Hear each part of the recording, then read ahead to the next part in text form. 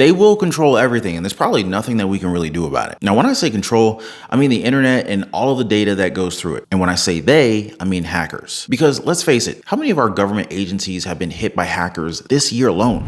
Overnight, Microsoft revealed that a Chinese hacking organization broke into the email for 25 major organizations, including government agencies.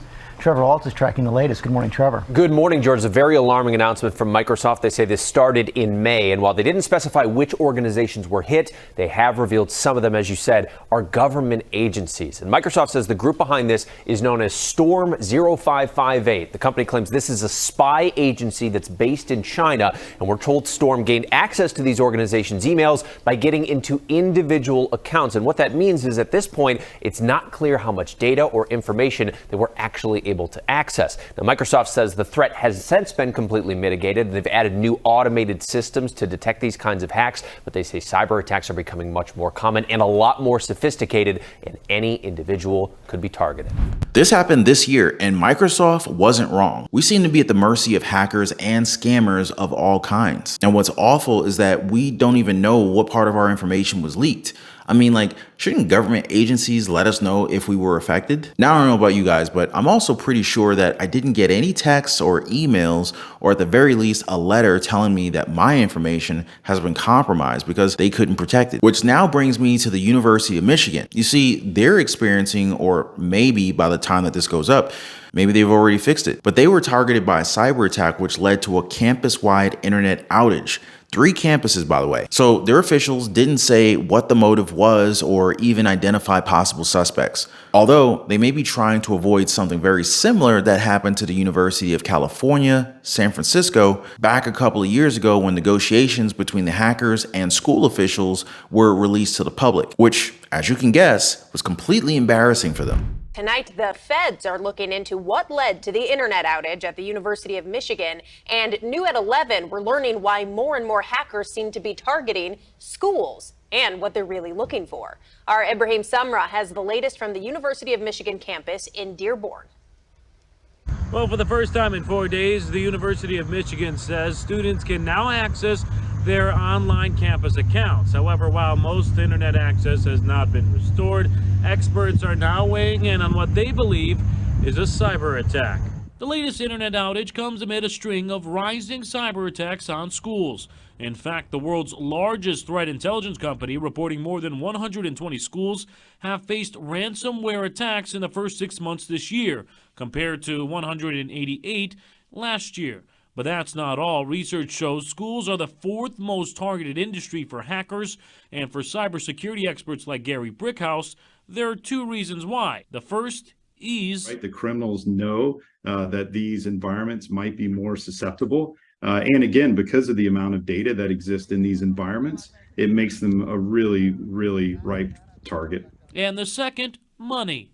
Either through the selling of this stolen information, using the information for fraud, or through ransomware payment. So they take the data and they basically say either we're going to expose it to the entire world, or you can pay us X amount of dollars. Now, I'm not saying that these ransomware attacks are being done by foreign countries, but there's no actual proof that they're not. You know what I'm saying here? Because it feels like we're absolutely defenseless when it comes to our online infrastructure. You know what? If you think that the security in place for our agencies, schools, and probably even our personal internet service providers are lacking, go ahead and smash the like button. And while you're at it, go ahead and hit the subscribe button, subscribe to the channel, because you guys should know by now that I do my best to keep you guys informed on anything that can affect your life 24/7. Appreciate the love, you guys. But seriously, moving on. We have to admit that it's not like the federal government is just laying down and doing nothing, right? I mean, we got to give credit where it's due. And well, the FBI seems to be doing their best to go after specific hacker networks. For months inside the FBI, this was known as Operation Duck Hunt. That name, a clever play off the target of the investigation,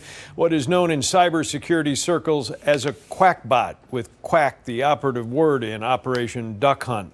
Several Illinois victims, large companies, among 200,000 computers infected by this dangerous ransomware in the U.S. and 700,000 worldwide. This was an unprecedented operation with worldwide scope, led by the FBI and the Department of Justice, but also in collaboration with partners throughout the world, including law enforcement partners in France, the United Kingdom, Germany, the Netherlands, Romania, and Latvia. Together, we have taken down Quackbot and saved countless victims from future attacks. If you ask me, this is what they need to crack down on, because they're pushing to keep things online while we don't even know if it's safe, right? And given the word Toyota, you know, the Japanese car maker known for its safety and car longevity, well, they suspended operations at 14 of their manufacturing plants in Japan due to a possible cyber attack. Like, think of how widespread the effects will be for that one. You can't just say that it's only going to affect one country because there's Toyotas all over the world, you know what I'm saying? You can't get on the road for 2 minutes and not pass a Toyota Camry. And this was so bad that it even affected their shares on the stock market. And if you think this is bad, we are sure to see more of this stuff as we, how do I say it? Attempt to transition? Is that a fair way to say it? Attempt to transition to electric vehicles? Yeah, I guess that's pretty good. By the way, if you own a home, make sure your home is protected, guys. Get your free home warranty quote. There's a link in the description down below, and never be caught off guard by another very expensive home repair again.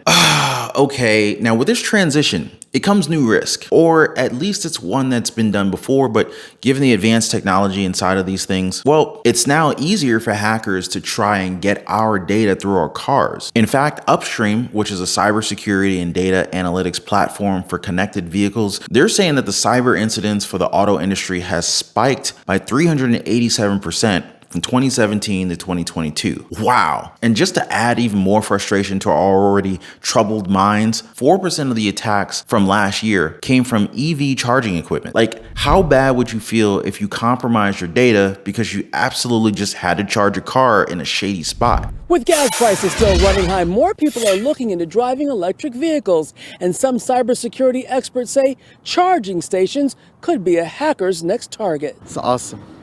Unbelievable. It's like a futuristic car, you know? Just about anyone with an electric vehicle, especially the hot-selling Tesla, will tell you that they love everything about it, including the money they save by charging it instead of paying the high price for gas at the pump. 370 miles with like less than $15. So that's awesome, you know? No exhaust, no loud engine. It's cheaper to charge compared to the gas. But as more people get into the electric vehicle market, the more cybersecurity experts say the potential for hacking increases. And while many of these Tesla drivers are not worried about a hacker, I have no concerns on that. Cybersecurity experts are urging caution. There's definitely a play here when it comes to a cyber attack front. On our electric vehicles. The problem is, and this is something that I hope is tackled in the future, EVs don't really have a specific cybersecurity approach. There's no privacy standard yet, which means this could also apply to, let's just say, electric buses, passenger EVs, you know what I'm saying?